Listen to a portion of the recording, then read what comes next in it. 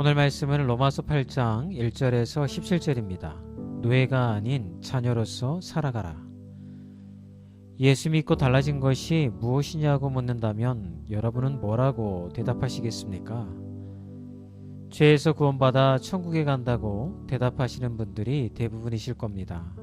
틀린 말은 아니죠. 그럼 보다 구체적으로 이 땅에 살면서 예수 믿고 달라진 것이 무엇이냐고 묻는다면 뭐라고 대답하시겠습니까? 첫 번째는 하나님과의 사귐의 태도가 달라졌다고 대답해야 합니다.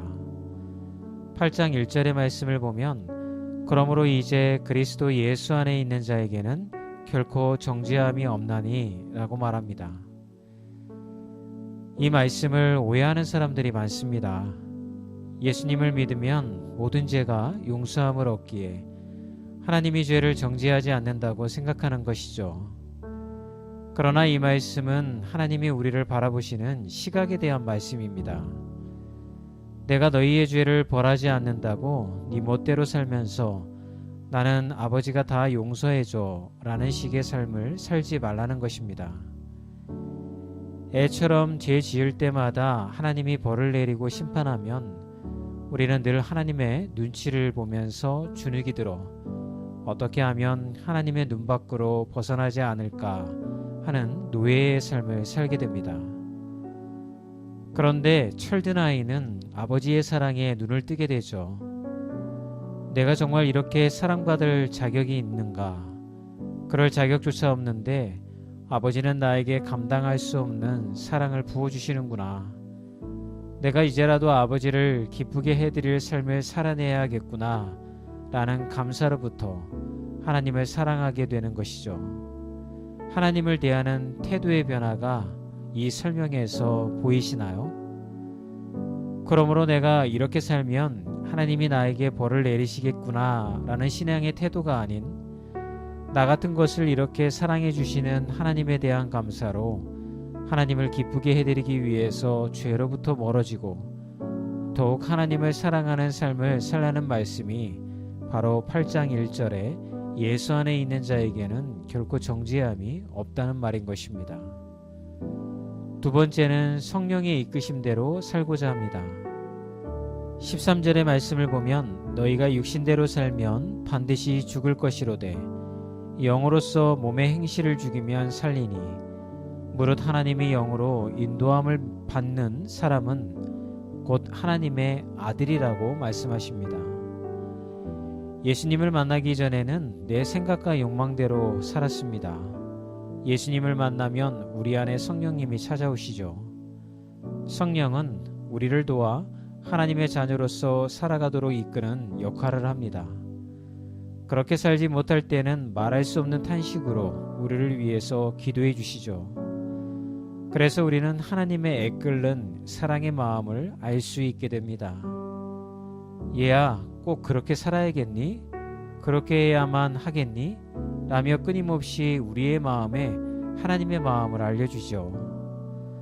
그럼에도 불구하고 끝까지 성령의 이끄심을 거부하면 하나님과 관계가 멀어지고 하나님의 마음을 깨닫지 못하게 됩니다.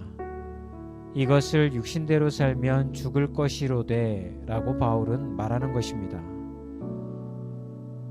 예수 믿고 무엇이 달라졌는지 가만히 묵상해 보면 죄 지으면 벌받아 라는 말에 눈치 보며 사는 종의 신분이 아니라 나를 사랑하시는 하나님의 사랑에 두려움이 아닌 감사로 더욱 죄를 멀리하는 자녀의 신분이 되었음을 잊지 마시기 바랍니다.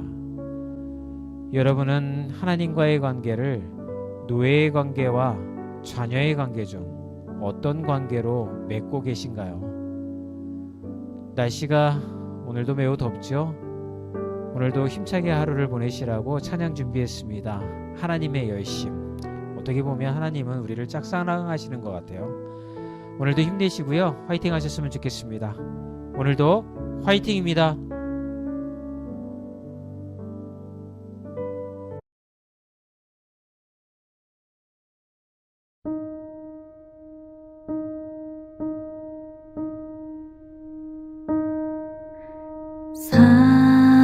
사랑하는 내 딸아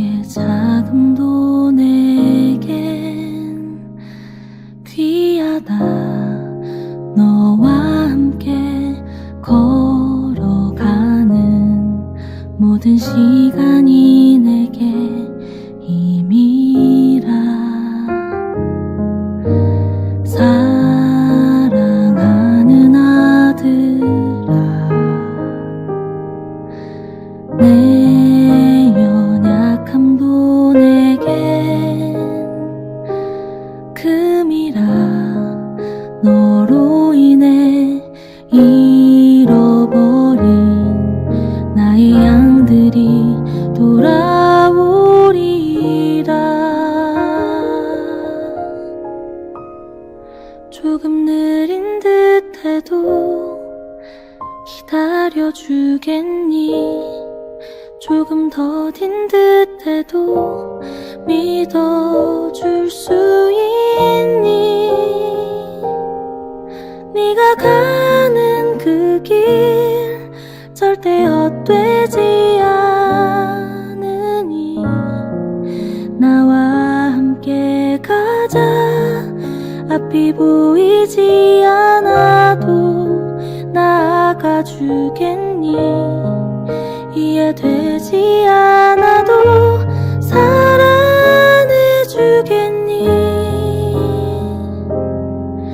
너의 눈물의 기도 잊지 않고 있으니 나의 열심으로 이루리라.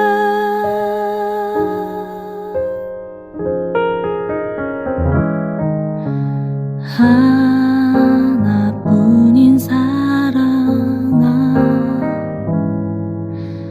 내게 부탁이 있다. 길 잃어